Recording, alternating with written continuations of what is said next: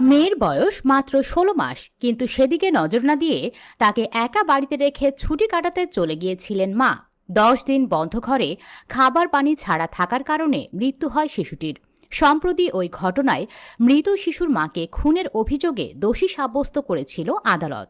সোমবার সেই মামলায় ওই মহিলাকে যাবজ্জীবন কারাবাসের সাজা শোনালেন বিচারক। সংবাদ মাধ্যম ফক্স নিউজের প্রতিবেদন অনুযায়ী আমেরিকার বাসিন্দা ক্রিস্টেল ক্যান্ডেলারিওকে যাবজ্জীবন কারাদণ্ড দিয়েছে আদালত। তার বিরুদ্ধে অভিযোগ, তিনি ১৬ মাসের মেয়েকে বাড়িতে একা রেখে ছুটি কাটাতে ডেট্রয়েট এবং পুয়ের্তো ঘুরতে গিয়েছিলেন। বাচ্চাটির জন্য কোনো ব্যবস্থা ছিল না, এমনকি বাড়িতে খাবার এবং পানীয় জলও রেখে যাননি তিনি। বন্ধ ঘরে থাকার কারণে খাবার এবং জল না পেয়ে মৃত্যু হয় ১৬ মাসের মেয়েটির।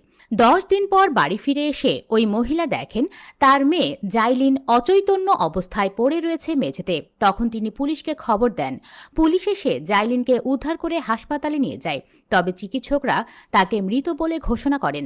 তদন্তে নেমে পুলিশ ক্যান্ডেলারিওর ছুটি কাটানোর বিষয়টি জানতে পারেন। তারপরই তার বিরুদ্ধে খুনের অভিযোগ দায়ের করে গ্রেফতার করে।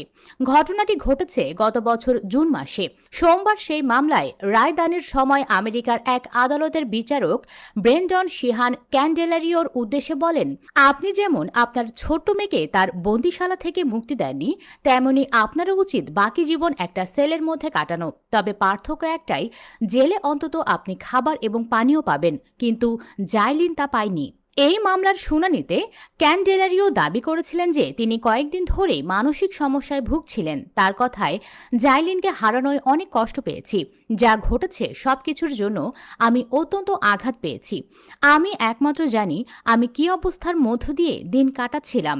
যদিও তার কোনো কথাই বিচারকের মনে দাগ কাটতে পারেনি। Desk news.